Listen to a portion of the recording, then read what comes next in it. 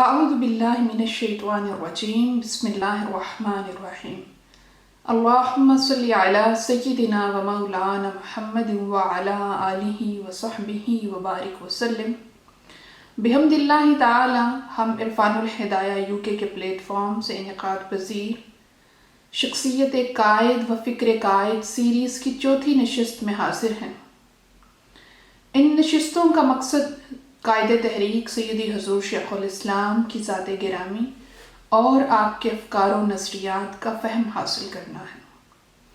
گزشتہ نشستوں میں ہم نے بڑی تفصیل کے ساتھ سیدی حضور شیخ الاسلام کے بچپن، زمانہ طالب علمی، آپ کی علمی و تجدیدی خدمات اور آپ کے افکار و نظریات کو جانا۔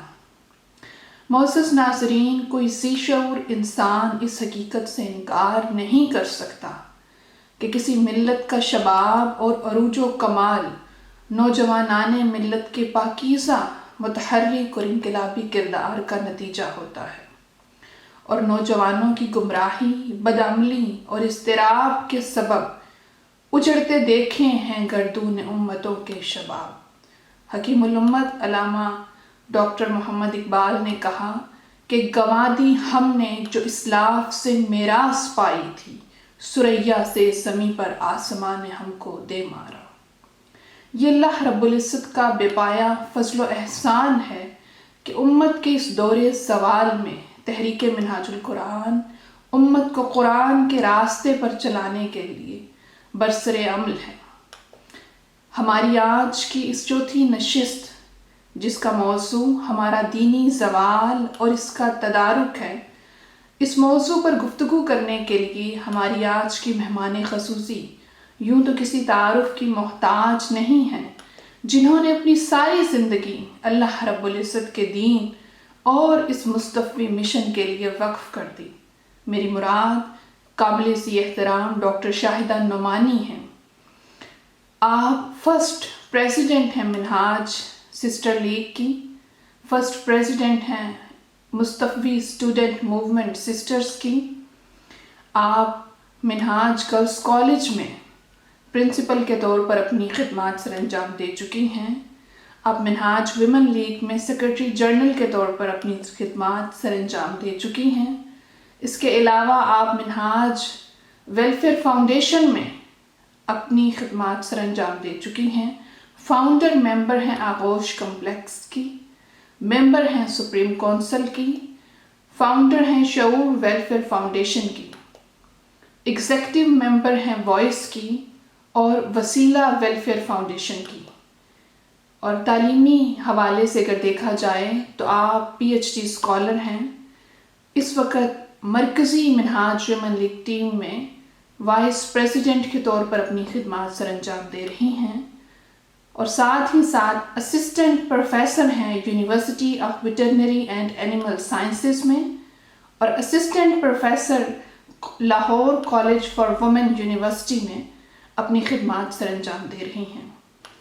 میں عرفان الہدایہ UK کی پوری ٹیم کی جانب سے اپنے تمام ناظرین اور باجی کو صمیم قلب سے خوش آمدید کہتی ہوں، اور تہہ دل سے مشکور ہوں باجی کی کہ اپنی گوناہ گو مصروفیات اور ناسازی طبع کے باوجود آپ نے ہمیں وقت دیا۔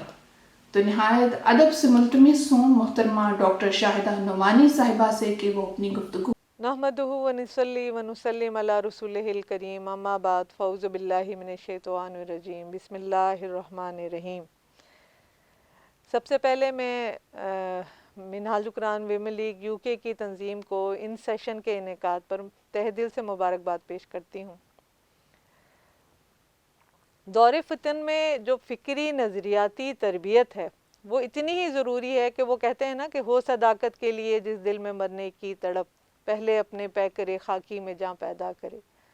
تو اپنے پیکر خاکی میں جاں پیدا کرنے کے لیے، اپنے آپ کو اسلحے سے لیس ہونے کے لیے اور اس جدوجہد میں جانے کے لیے یہ فکری نظریاتی سیشنز بہت ضروری ہیں، اور فکر قائد اور شخصیت قائد کا پرتو ہم لے کر ہی ہم اس جدوجہد میں اتر سکتے ہیں۔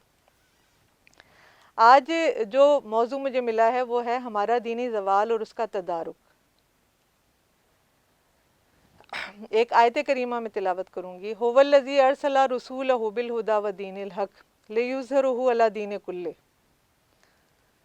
وہی ذات ہے جس نے اپنے رسول صلی اللہ علیہ وآلہ وسلم کو ہدایت اور دین حق کے ساتھ مبعوث فرمایا تاکہ وہ دین اسلام کو تمام ادیان پر غالب کر دے.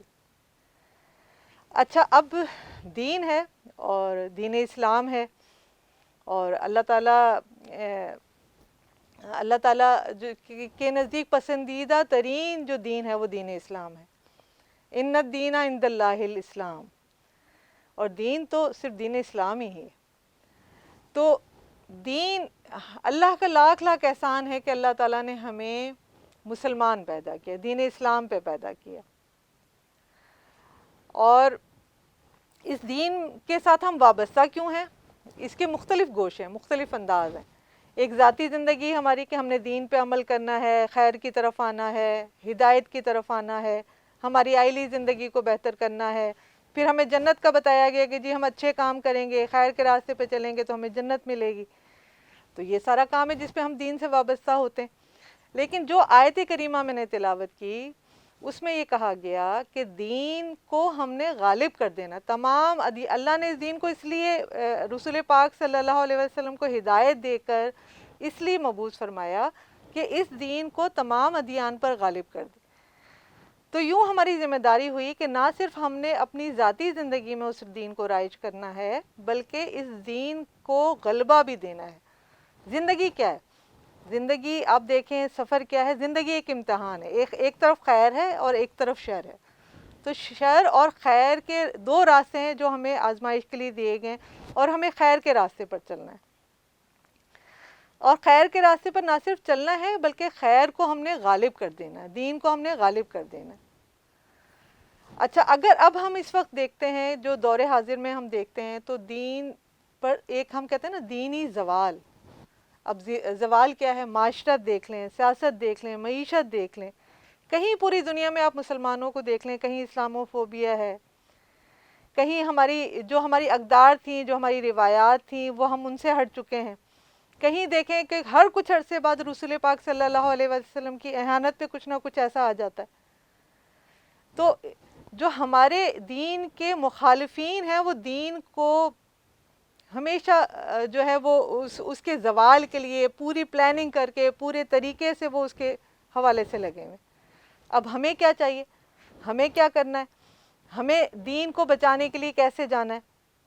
ہمیں دین کو اس زوال سے نکالنے کے لیے کیا کیا کرنا ہے؟ ہم نے آج اس پر غور کرنا ہے، اپنے قائد کی فکر کی روشنی میں، ان کی شخصیت سے جو ہم نے سیکھا اس کی روشنی میں.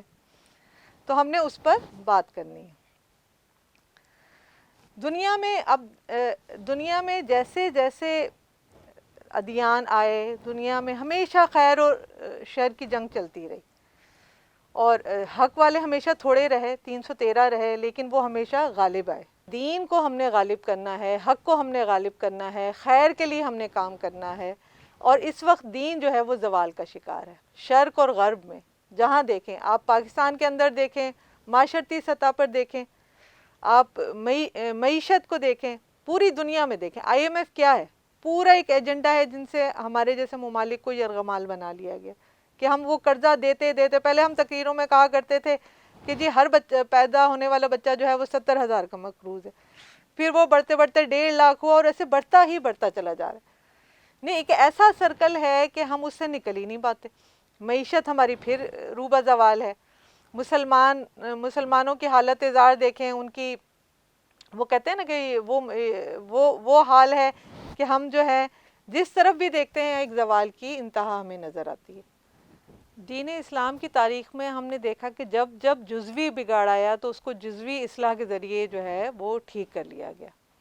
لیکن جیسے کہ میں نے آپ کو بتایا کہ ہم اس وقت ایک ہمہ جہت زوال کا شکار ہیں. تو ہمہ جہت زوال کو ٹھیک کرنے کے لیے بھی ہمیں اس کو تمام اطراف و جوانب سے ہی اس کی اصلاح کی کوشش کرنی ہے، جس کو ہم انقلاب کا نام دیتے ہیں، جس کو مصطفی انقلاب کا نام دیتے ہیں. حدیث پاک ہے کہ تم میں سے کوئی شخص اس وقت تک دین کو زندہ نہیں کر سکے گا جب تک وہ تمام اطراف و جوانب سے اس کا احاطہ نہ کر لے. یہ نہیں ہوگا نا کہ ہم ایک چیز کو ٹھیک کر لیں ایک طرف سے، اور دوسری طرف سے اگر وہ بگڑی ہوئی ہے تو وہ اس کا افیکٹ آئے گا نا. وہ جیسے کہتے ہیں نا کہ قائد محترم اکثر یہ شعر پڑھا کرتے ہیں کہ باطل کے اقتدار میں تقویٰ کی آرزو ہے کیا حسین فریب جو کھائے ہوئے ہیں ہم. یعنی ہم اپنی ذاتی زندگی میں اچھے کام کرتے رہیں، ہم نمازیں پڑھتے رہیں، ہم اذکار کرتے رہیں، لیکن معاشرہ جو ہے وہ زوال کا شکار ہے، رشوت عام ہے، حرام کے بغیر آپ کما نہیں سکتے، بے حیائی عام ہے، جو تعلیمی اداروں کا نظام ہے وہ تباہ ہو چکا ہے، جو ہمارا میڈیا ہے اس کا انفلوئنس ہماری نسلوں پہ آ رہا ہے. تو وہ ہماری ذاتی اذکار، ہماری ذاتی عبادات ہمیں نہیں بچا سکیں گے. تو ایک طرف انفرادی زندگی کی اصلاح ہے، اور دوسری طرف ایک اجتماعی جدوجہد ہے جو معاشرے کو ٹھیک کرنے کے لیے، جو سماج کو ٹھیک کرنے کے لیے، جو سیاست کے نظام کو ٹھیک کرنے کے لیے، جو معیشت کے نظام کو ٹھیک کرنے کے لیے ہمیں کرنی ہوگی. حفیظ صاحب نے اس درد کو یوں بیان کیا ہے: اے نوید مسیحا تیری قوم کا حال عیسیٰ کی بھیڑوں سے ابتر ہوا. اے نوید مسیحا تیری قوم کا حال عیسیٰ کی بھیڑوں سے ابتر ہوا. اس کے کمزور اور بے ہنر ہاتھ سے چھین لی چرخ نے برتری یا نبی. کام ہم نے رکھا صرف اذکار سے، تیری تعلیم اپنائی اغیار نے. حشر میں منہ دکھائیں گے کیسے تجھے، ہم سے نہ کردہ کار امتی یا نبی. ہم سے نہ کردہ کار امتی یا نبی. اس ہمہ جہد دینی زوال میں ہمیں ایک ایسی جدوجہد کی ضرورت ہے جس میں ہم اپنی طرز معاشرت، اپنے ہر نظام کی اصلاح کی جدوجہد کریں. اچھا، اب ہم یہ سوچتے ہیں کہ ہم جیسے ہم یہ ایک ویمن لیگ کا سیشن ہے، ہم خواتین ہیں، ہمارے ساتھ بچیاں ہیں، ہمارے ساتھ طالبات ہیں. اب یہ اتنا وسیع تصور ہے ہمہ جہت انقلاب کا، ہم اس میں کہاں پورے پڑھ سکتے ہیں؟ ہم کیسے نظام سیاست ٹھیک کر سکتے ہیں؟ ہم کیسے نظام معیشت ٹھیک کر سکتے ہیں؟ ہم معاشرت میں بگڑی ہوئی قدریں جو ہیں ان کے لیے ہم کیا کر سکتے ہیں؟ ایک ذہن الجھ جاتا ہے نا. ایک وسیع تصور ہم جب دے دیتے ہیں تو ہمیں سمجھ نہیں آتا کہ ہم اس میں کریں کیسے، ہم اس کی اصلاح کیسے کریں، دینی زوال کو ہم اس کا جو تدارک ہے وہ کیسے کریں. تو اس کے لیے میں ایک بات کہا کرتی ہوں کہ ہمیں اپنے حصے کا انقلاب اور اپنے عہد کے انقلاب کو تلاش کرنا ہے، اور خصوصاً ہمیں اپنے حصے کے انقلاب کو ڈسکور کرنا ہے کہ ہم نے کیا کرنا ہے. ایک جنگ ہوتی ہے نا، ایک جنگ ہو رہی ہے، سرحد پہ سب لوگ ہیں، ہر ایک فوجی کی، ہر ایک سپاہی کی اپنی اپنی ڈیوٹیز ہوتی ہیں. کوئی اس فرنٹ پہ جا کے لڑ رہا ہے، کوئی ڈیفنس پر ہے، کسی کی ڈیوٹی کھانے پہ لگی ہوئی ہے کہ وہ کھانا سپلائی کر رہا ہے، کوئی آپریٹر لگا ہوا ہے، لیکن وہ سارے لوگ ہی جہاد کر رہے ہوتے ہیں. تو ہمیں اپنی جگہ ڈیفائن کرنی ہے کہ ہمیں کہاں کھڑا ہونا ہے، ہمیں کیا کرنا ہے. تو اس کو میں بہت آسان الفاظ میں یوں بیان کروں گی کہ ہمیں 2 جہتوں پہ کام کرنا ہے. ایک، ہم نے بیداری شعور پہ کام کرنا ہے، جس کے لیے آپ کہہ رہے ہیں نا یہ فکری نظریاتی جو ہے سیشن آپ رکھ رہے ہیں کہ ہم خود پہلے سیکھیں کہ اس فکر کو اپنے اندر اتاریں اور پھر ہم اس کو معاشرے میں ڈیلیور کریں.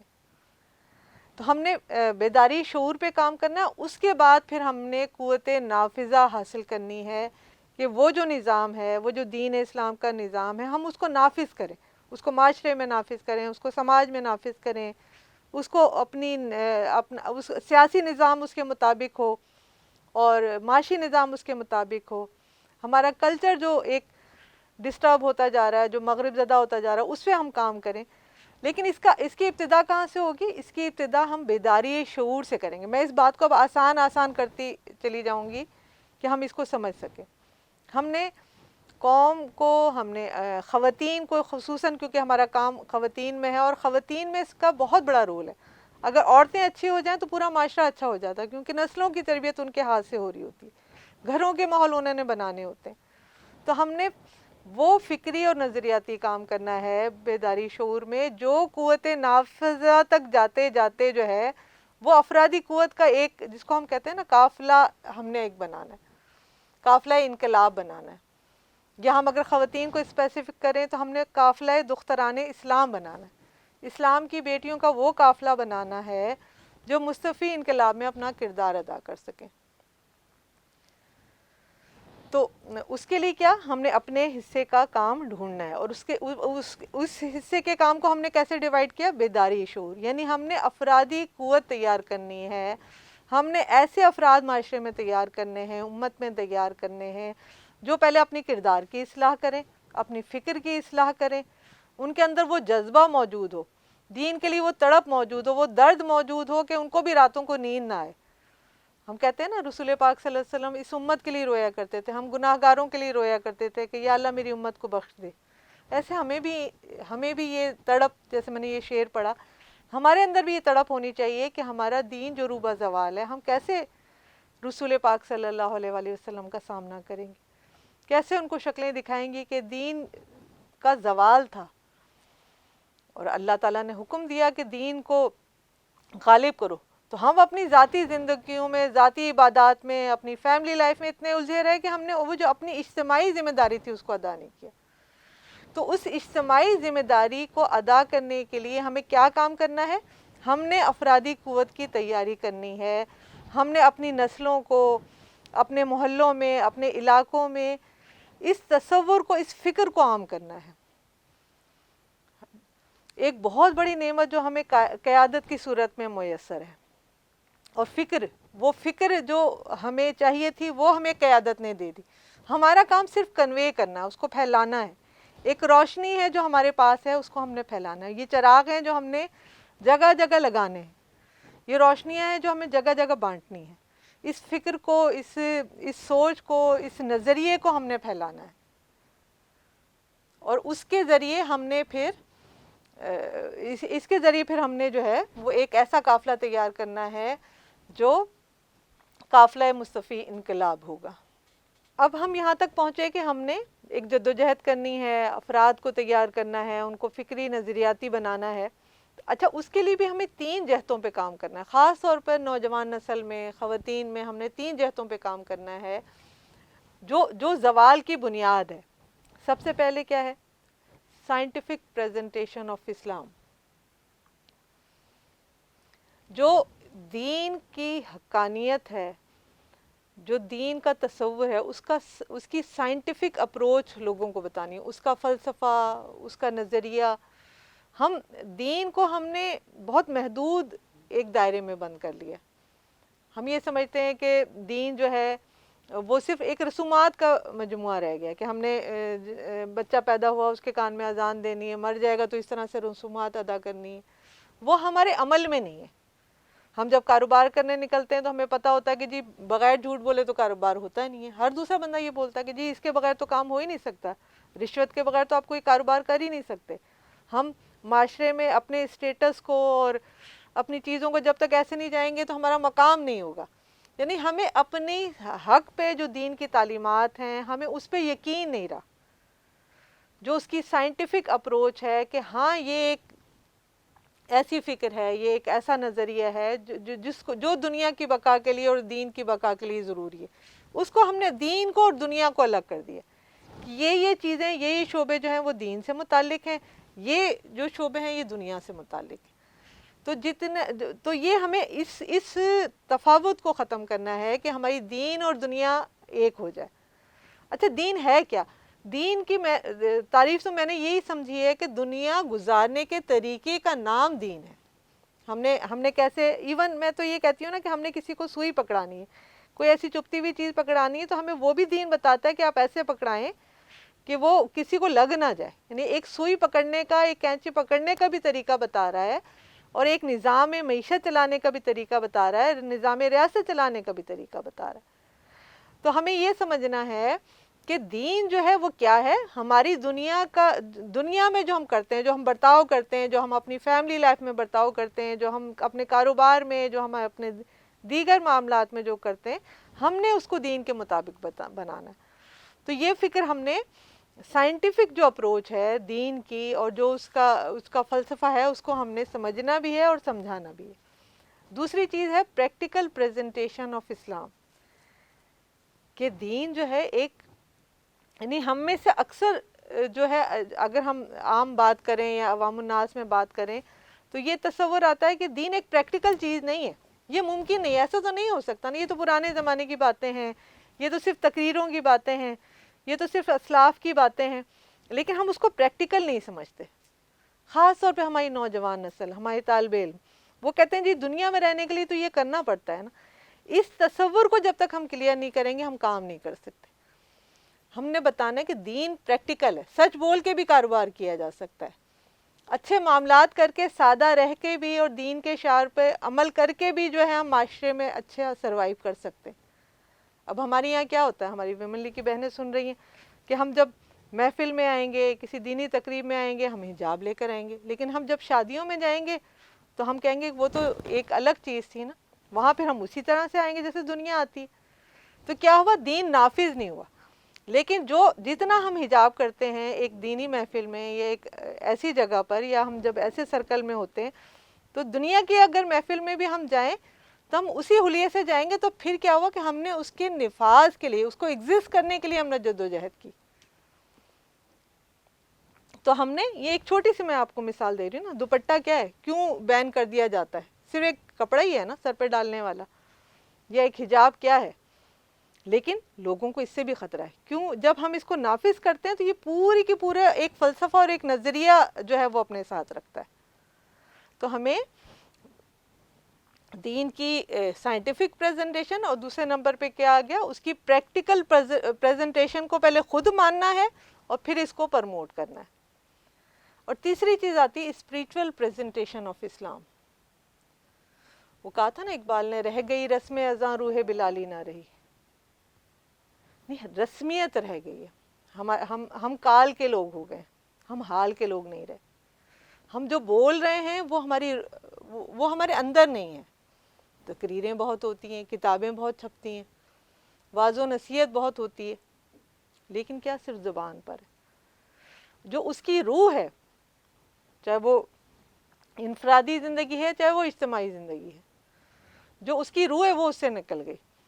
تو وہ اس کو اپنی اصل کے ساتھ زندہ کرنا, اس کو اپنی اصل روحانیت کے ساتھ اس نظام کو زندہ کرنا, ان تعلیمات کو زندہ کرنا بہت ضروری ہے. صرف حلیے نہیں چینج کرنے نا, اپنا اندر بھی چینج کرنا, ظاہر و باطن چینج کرنا. جب تک تبدیلی نہیں آ سکتی, جب تک انقلاب نہیں آ سکتا, جب تک ہمارا ظاہر اور باطن اس کے مطابق نہ ہو جائے. ہمارے لیے رسول پاک صلی اللہ علیہ وآلہ وسلم کی زندگی جو ہے وہ عملی نمونہ ہے. کہا گیا نا آپ کے لیے مثال ہے, آپ کے لیے نمونہ ہے. ہم کچھ بھی کام کریں, ہم یہ سوچیں کہ رسول پاک صلی اللہ علیہ وسلم یہ کیسے کرتے تھے, اس دور میں یہ اگر مسئلہ پیش آیا تو کیسے حل ہوا. وہ بھی تو کوئی آسان جدوجہد نہیں تھی نا. اب سیرت طیبہ پہ نظر ڈالیں, بدو تھے وہ, جاہل تھے وہ عرب کے لوگ. اب جہالت کی آپ انتہا دیکھیں نا, کہ ایک بچی پیدا ہو رہی ہے, ایک انسان ہے, اپنی اولاد سے انسان کو کتنا پیار ہوتا ہے, جانور کو بھی ہوتا ہے, لیکن وہ اس بچی کو اپنے, کیونکہ وہاں کی طرز معاشرت یہ تھی, وہاں عورت کا پیدا ہونا ایک عیب سمجھا جاتا تھا, تو وہ کیا کرتے تھے, اس بچی کو زندہ درگور کر دیتے تھے. اس جہالت کی انتہا کیا ہوگی. اس دور میں انقلاب آیا نا, اس دور میں دین پھیلا. جہاں اتنی جہالت تھی, عورتوں کے ساتھ کیا تھا, اس کو پیر کی جوتی کے مطابق رکھا جاتا تھا. طلاقیں دے دیتے پھر رکھ لیتے, طلاقیں دے دیتے پھر رکھ لیتے. اس دور میں عورت کو وہ عزت اور تکریم ملی کہ اس کو وہ عزت ملی کہ ماں کے روپ میں اس کو پیر کے نیچے اس کی جنت رکھ دی گئی. کہا گیا کہ تم میں سے اخلاق اس کا اچھا ہے جو اپنی بیوی کے ساتھ اچھا ہو. بیٹیوں کی اتنی کہ جو 2 بیٹیوں کی پرورش کرے گا, اور بعض جگہ کہا گیا کہ ایک کی بھی, وہ جنت میں میرے ساتھ ہوگا. یعنی اتنی توقیر, اتنی تکریم دے دی گئی, اتنا مرتبہ دے دیا گیا. تو یہ کیا ہوا کہ وہی معاشرہ تھا, اور اس میں تعلیم کے ذریعے, تربیت کے ذریعے رسول پاک صلی اللہ علیہ وسلم یہ تبدیلی لے کر آئے, یہ انقلاب لے کر آئے. اب جب ہم ریوائول کی بات کر رہے ہیں, اب جب ہم انقلاب کی بات کر رہے ہیں, تو ہمیں وہی طریقے اپنانے ہیں, وہی جدوجہد کرنی ہے, اسی طریقے سے ہم نے جو ہے اس معاشرے کو تبدیل کرنا ہے, اپنے اندر وہ تبدیلی اور وہ تڑپ پیدا کرنی. سب سے پہلی چیز ہے وہ درد, امت کا درد, کہ ہمیں یہ فکر ہو, ہم اس پہ مطمئن نہ ہو جائیں کہ جو ہم کر رہے ہیں وہ ٹھیک ہے. ہر لحظہ نیا طور, نئی برکت تجلی, اللہ کرے کہ مرحلہ شوق نہ ہوتا ہے. تو وہ تڑپ دل میں پیدا ہو, پھر وہ فکر ہم سمجھیں, وہ جب سمجھیں گے نہیں تو ہم اس کو بیان نہیں کر سکیں گے. ہم اس فکر کو سمجھیں, قائد محترم کے لیکچرز سنیں, ہر موضوع پہ ہمیں مواد مل جاتا ہے, روز کا ایک خطاب ہم سنیں، یا اب تو کلپس آ گئے، کلپس سنیں، آپ اس سے اخذ کریں، وہ فکر آپ کو پتہ ہو۔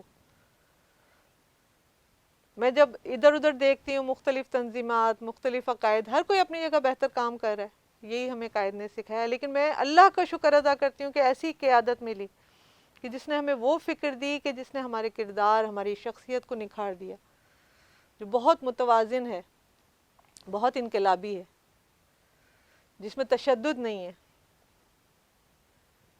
جس میں مسلکیت نہیں ہے، جو ہمیں اتحاد امت کا درس دیتے رہے، جو ہمیں قرآن سے جوڑتے رہے، جنہوں نے ہمیں رسول پاک صلی اللہ علیہ وسلم کی بارگاہ تک جو ہمیں لے گئے۔ تو یہ جد و جہد ہمیں کرنی ہے، ہمیں اس دینی زوال کے لیے، وہ ایک تھی نا، ایک پرندہ ہی تھا نا، جب آگ لگائی گئی اور اس پہ وہ اپنی چونچ میں وہ لے کر آ کے جو ہے وہ آگ بجھاتی تھی، کیا اس ایک قطرے سے وہ آگ بجھ جانی تھی؟ نہیں، وہ اس کا حصہ تھا۔ ہمیں اپنے حصے کا کام کرنا ہے، اپنے حصے کا انقلاب لانا، اپنے عہد کا انقلاب لانا، اپنے آپ کو کمزور نہیں سمجھنا۔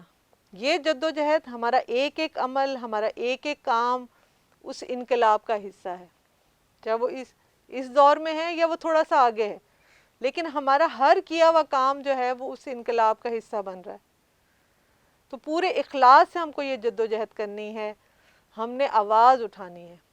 وہ ایک چوکیدار ہوتا ہے نا، وہ جو پھرتا رہتا گلی میں، جو کہتا رہا جاگتے رہو جاگتے رہو، ہم نے وہ بننا ہے، ہم نے قوم کو جگانا ہے، ہم نے اس کی بے حسی کو توڑنا ہے۔ وہ کہتے ہیں نا، حادثے سے بڑا سانحہ یہ ہوا، کوئی ٹھہرا نہیں حادثہ دیکھ کر۔ میں نے کراچی میں وہ دور گزارا، یوں قتل ہو رہا ہوتا تھا اور لوگ سبزی خرید رہے ہوتے تھے۔ وہ قتل ہونا بھی ایک المیہ تھا، لیکن وہ بے حسی بھی ایک المیہ ہے کہ ایک تڑپتا ہوا انسان ہے، آپ اس کو نہیں اٹھا رہے۔ تو اس بے حسی کو بھی توڑنا ہے۔ دین پہ جو حملے ہو رہے ہیں اس کا ادراک ہونا بھی ضروری ہے کہ کیا ہو رہا ہے ہمارے ساتھ، کیسے ہو رہا ہے، ان سازشوں کو سمجھنا بھی ضروری ہے، اور اس تدارک کے لیے اپنے کردار کا تعین بھی ضروری ہے۔ ہم نے جس جگہ جانا ہے، میں نے آپ کو کہا نا، دین کو غالب کرنے کے لیے، میں نے یہاں سے بات شروع کی تھی کہ ہمیں دین کو غالب کرنا ہے، تو دین کو غالب کرنے کے لیے ہمیں وہ افراد تیار کرنے ہیں، چاہے وہ تعداد میں تھوڑے ہوں گے، لیکن اگر وہ تعداد میں تھوڑے بھی ہیں تو وہ اتنے بھرے ہوئے ہوں گے اندر سے، روحانی طور پر بھی اور ظاہری طور پہ بھی، وہ چیزوں سے اتنے لیس ہوں گے، کردار سے، روحانیت سے، عمل صالح سے، اور پھر وہ جب تبلیغ کریں گے اور قیادت کے اس پیغام کو گھر گھر تک پہنچائیں گے، اور اس طریقے سے پہنچائیں کہ وہ، جس میں کہتے ہیں نا، میں نے آپ کو کہا روح بلالی، نہیں، وہ اذان تو اور بھی دیتے تھے، لیکن وہ ان کی اذان میں وہ تاثیر تھی۔ وہ تاثیر کیسے آئے گی؟ وہ درد کے ذریعے آئے گی، وہ فکر کے ذریعے آئے گی۔ ہمیں اپنے اندر وہ فکر اتارنی ہے، ہمیں اپنے اندر وہ درد اتارنا ہے، پھر ہم نے اس ابلاغ کو جو ہے معاشرے میں پھیلا دینا ہے، جس سے روشنی ہوتی ہی چلی جائے گی۔ چراغ سے چراغ جلانا ہے اور آگے کام کرتے چلے جانا ہے۔ میں ہمیشہ ایک بات کہتی ہوں کہ ہمیں ابابیلیں بننا ہے۔ منہاج القرآن وملی کا تصور، میرے پاس ابابیلوں کا ایک تصور ہے، کہ جیسے ابراہ نے حملہ کیا تو وہاں میں یہ کہتی ہوں کہ ہاتھی بھی بھیجے جا سکتے تھے اس کے مقابلے میں، اور بھی کوئی ایسی طاقت بھیجی جا سکتی تھی، لیکن اللہ نے کیا بھیجی؟ ابابیلیں بھیجی۔ اور ان کی، میں یہ بات ہر جگہ کرتی ہوں، جب بھی مجھے بات کرنے کی موقع ملتا میں اس کو دہراتی ہوں کہ ہمیں اس کو اپنے اندر اتارنا ہے۔ ان کی چونچوں میں کنکریاں تھیں، وہ کنکریاں جب پھینکتی تھیں تو وہ ہاتھی بھس بن جاتے تھے۔ وہ کنکریاں کیا ہیں؟ وہ عشق رسول صلی اللہ علیہ وآلہ وسلم ہے۔ حضور کی محبت کو اپنے اندر اتنا اتار لیں، اتنا اتار لیں، ان کی دین کو یہ سوچیں کہ آپ نے حضور کی دین کی حرمت کے لیے جدوجہد کرنی، اب وہ ابابیلیں بن جائیں، اور آپ کی چونچوں میں وہ عشق رسول کی کنکریاں ہوں گی، تو آپ دیکھیں کہ کیسے، کسی بڑی کی ضرورت نہیں ہے۔ لوگ مجھے پوچھتے تھے کہ انقلاب کون لائے گا، تو ہم کہتے تھے ہماری یہ ابابیلیں لائیں گی، یہ نسلوں کی تعمیر کریں گی۔ اب آپ دیکھیں نا، واقعہ کربلا میں دیکھیں، آپ کوئی جدوجہد آپ دیکھ لیں، پہلی شہیدہ جو ہے ایک خاتون ہے، پہلا اسلام قبول کرنے والی ایک خاتون ہے، پھر اس کے بعد حضرت بی بی زینب رضی اللہ تعالیٰ عنہ کا کردار دیکھیں آپ پاک کربلا میں، شروع سے لے کے آخر تک کیسے انہوں نے اس کو سنبھالا. تو ہم کہتے ہیں نا ہمیں زینبوں کا قافلہ تیار کرنا ہے. سوئے منزل چلا ہے طاہر، کسی زینب کو ساتھ جانا ہے.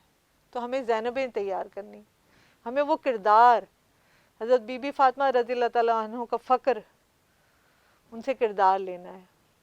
ہمیں حضرت بی بی زینب رضی اللہ تعالیٰ عنہ کی جرت لینی، پھر ہمیں وہ آواز بلند کرنی ہے جو معاشرے میں ایک صدائے انقلاب ہوگی. وہ کہتے ہیں نا کہ ڈھونڈ کر عصر نو کا ابراہیم، اے میری قوم متحد ہو جا، ورنہ نمرود کی خدائی میں صرف سجدوں سے کچھ نہیں ہوگا. بہت شکریہ. آج بھی جو ہو ابراہیم کا ایمان پیدا، آج بھی جو ہو ابراہیم کا ایمان پیدا، آگ کر سکتی ہے اندازے گلستاں پیدا. بہت ہی خوبصورت اور عام فہم انداز میں باجی نے اپنے موضوع پر گفتگو کی. اللہ رب العزت ہمیں عمل کی توفیق عطا فرمائے اور باجی کے علم و عمل میں برکت عطا فرمائے، آپ کو صحت اور سلامتی عطا فرمائے. آمین. میں ایک بار پھر اپنے تمام ناظرین اور اپنی مہمان شخصیت کا شکریہ ادا کرنا چاہوں گی. اگلی نشست اس سلسلہ کی آخری نشست ہوگی جو اپنے موضوع کے اعتبار سے نہایت اہم ہے. تب تک کے لیے اجازت دیجیے. اللہ حافظ. السلام علیکم ورحمۃ اللہ وبرکاتہ.